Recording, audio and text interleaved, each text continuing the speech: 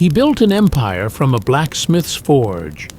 He held the French army at bay for 17 years, and the one thing he never had is the reason you've never heard his name. His name was Samori Touré, born around 1830 in the Mandinka heartland of present-day Guinea. No throne, no kingdom, only hands, a mind that never rested, and a refusal to remain small.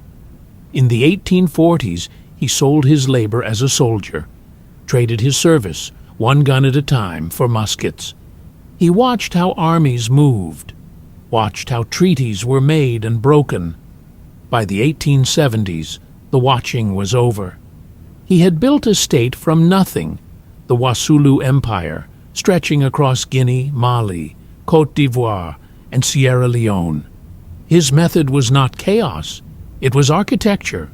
Merchants and traditional rulers drawn into one system. Religious freedom where others demanded conformity.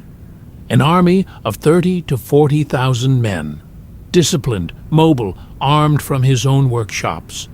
But there was a hole at the center of all of it. One thing he could not build. One thing the French had, and he did not. Artillery. The guns that break walls. The guns that end arguments before they begin. He had muskets. He had cavalry.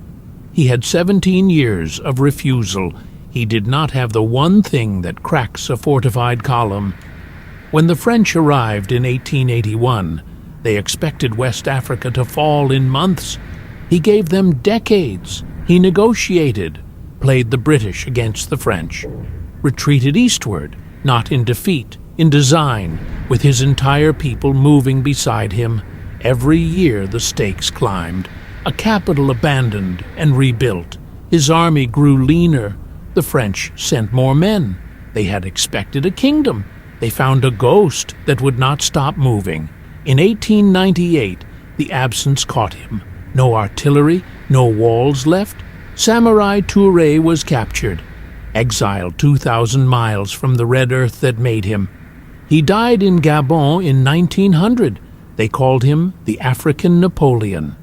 Napoleon inherited a revolution and lost an empire.